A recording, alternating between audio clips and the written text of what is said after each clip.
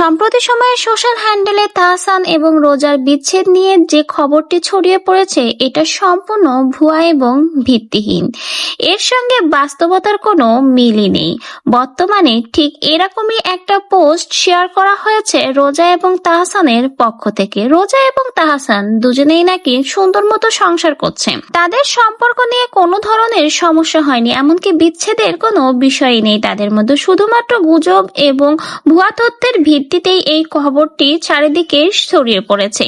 এরকমই একটা নিউজ কিন্তু রিসেন্টলি পোস্ট হয়েছে রোজা এবং তাহসানের পক্ষ থেকে। অনেকেই বলছে এখন হয়তো এই খবরটা ধামাচাপা দেওয়ার জন্য এরকমের একটা নিউজ শেয়ার করেছে, আবার অনেকেই বলছে খুব শীঘ্রই তাহসান নিজেই ক্লিয়ার করবে, কারণ তাহসান জানিয়েছে চলতি বছরেই তারা আনুষ্ঠানিকভাবে ডিভোর্সের সিদ্ধান্ত নেবে। আর এটা সে নিজেই কিন্তু তার একটা সোশ্যাল হ্যান্ডেলে সাক্ষাৎকারে শেয়ার করেন।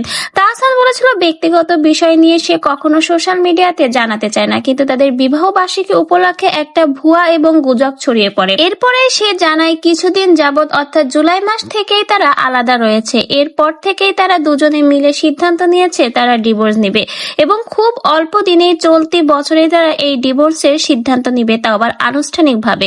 জানা যায় নানা কারণ রয়েছে এই ডিভোর্সের পিছনে। কেউ কেউ বলছে মিথিলাই নাকি সংসারে আগুন দিয়ে দিয়েছে, আবার অনেকেই বলছে তাহসান তার মেয়ের সাথে কথা বলার জন্য মিথিলার সাথে যোগাযোগ করে, এটাই যেন রোজার পছন্দ না।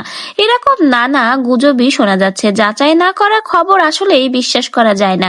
কিন্তু রিসেন্টলি দেখা গেছে তাহসান আর রোজার বিষয়ে একটা পোস্ট শেয়ার হয়েছে। সেই পোস্টে লেখা হয়েছে তাহসান ও রোজার বিচ্ছেদ নিয়ে যে খবরটি সম্প্রতি ছড়িয়ে পড়েছে সেটা সম্পূর্ণ ভুয়া ও ভিত্তিহীন। এই দাবির সঙ্গে বাস্তবতার কোনো মিল নেই। তাহসান রোজা